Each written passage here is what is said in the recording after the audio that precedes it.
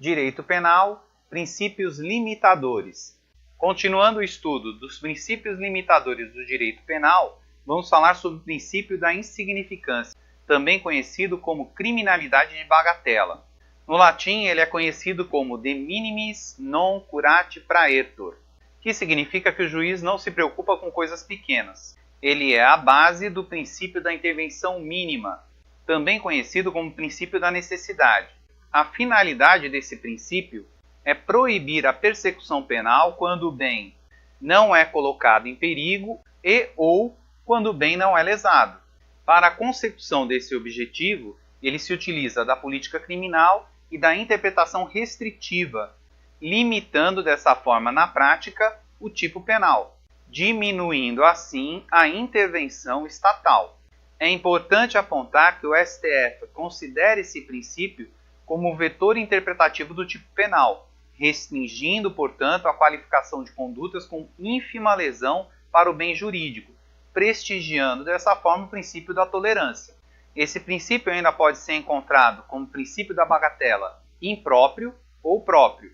O princípio da bagatela impróprio é aquele que recai sobre fatos penalmente relevantes. Portanto, ele faz uma análise subjetiva do fato criminoso, observando as circunstâncias judiciais do fato, analisado, portanto, em momento posterior. Um exemplo disso seria a fixação da pena, no artigo 59 do CP, quando ele fala que o juiz, atendendo à culpabilidade, aos antecedentes, à conduta social, à personalidade do agente, aos motivos, às circunstâncias e consequências do crime, bem como ao comportamento da vítima, estabelecerá, conforme seja necessário e suficiente, para a reprovação e prevenção do crime. E aí ele vai definir as penas aplicáveis, ou a forma de cominação e valoração dessa pena. Já em relação ao crime de bagatela próprio, que é o que estamos estudando, diz respeito a fatos penalmente irrelevantes. Assim, ele faz uma análise material do delito, sendo considerado uma causa supralegal de exclusão da tipicidade. Sua análise dessa forma é preliminar, e um exemplo disso pode ser o furto de um bombom, que não deveria ter relevância para o direito penal, embora tenha alguns juízes que insistam nisso. Os antecedentes desse princípio montam do direito romano, e ele foi incorporado no nosso ordenamento jurídico por Carlos Rochin em 1964. Assim, os elementos constantes na modalidade de crime de bagatela próprio têm tipicidade formal, portanto, têm a adequação do fato à norma, são descritos em lei, e o fato cometido infringe essa norma legal, não tendo, portanto, tipicidade material, que seria o perigo de lesão ao bem jurídico tutelado. Isso já foi decidido pelo STF, conforme esse recurso em habeas corpus 122464 de 2014, onde ele afirma que princípio da insignificância e identificação dos vetores cuja presença legítima de reconhecimento desse postulado de política criminal, consequente descaracterização da tipicidade penal em seu aspecto material. E ele continua dizendo que o sistema jurídico há de considerar a relevantíssima circunstância de que a privação da liberdade e a restrição de direitos do indivíduo somente se justificam quando estritamente necessárias à própria proteção das pessoas, da sociedade e de outros bens jurídicos que lhes sejam essenciais, notadamente naqueles casos em que os valores penalmente tutelados se exponham a dano, efetivo ou potencial, impregnado de significativa lesividade. Assim, o princípio da insignificância, que deve ser analisado em conexão com os postulados da fragmentariedade e da intervenção mínima do Estado em matéria penal, tem sentido de excluir ou de afastar a própria tipicidade penal, examinada esta na perspectiva de seu caráter material. E essa forma de análise da tipicidade formal e tipicidade material que aborda o STF está ligada à tipicidade conglobante, que será estudado bem mais à frente no nosso curso. Precisamos ainda analisar os requisitos objetivos e subjetivos do princípio da bagatela.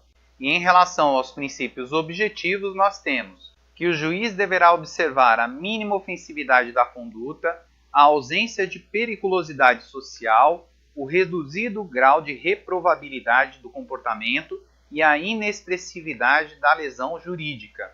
Já em relação aos requisitos subjetivos, temos a reincidência.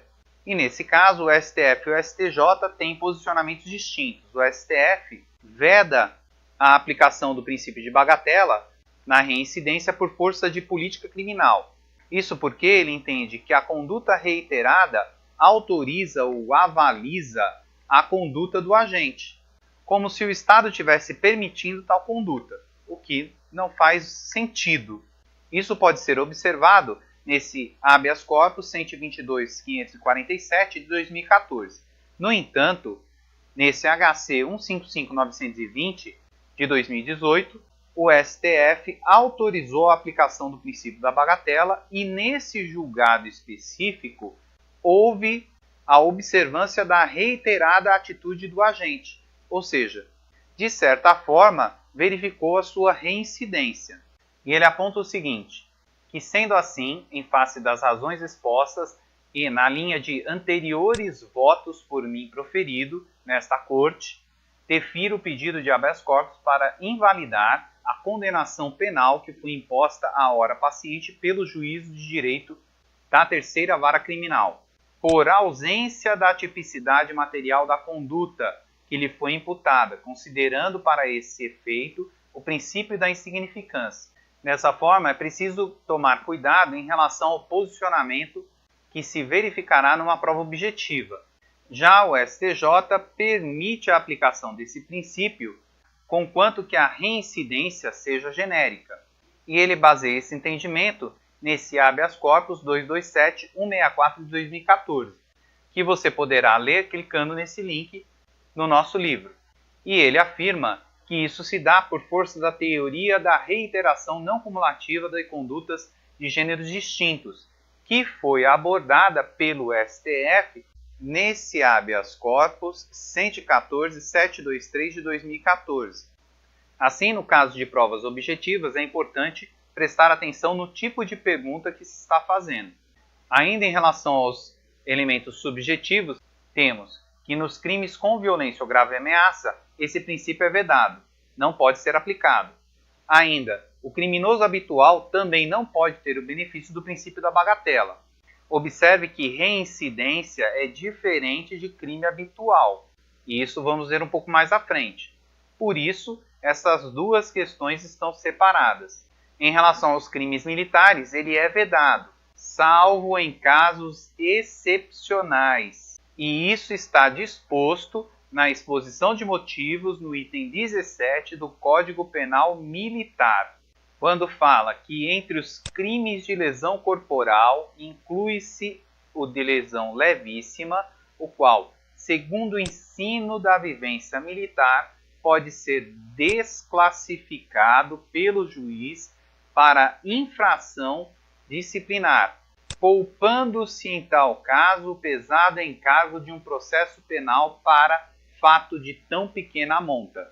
Observe que isso é praticamente o princípio da bagatela. No entanto, esse princípio, em regra, é vedado para os crimes militares, portanto, também precisa prestar atenção na pergunta. Ainda em relação aos elementos subjetivos, o juiz deverá verificar as condições da vítima, associada à importância do objeto material para essa vítima.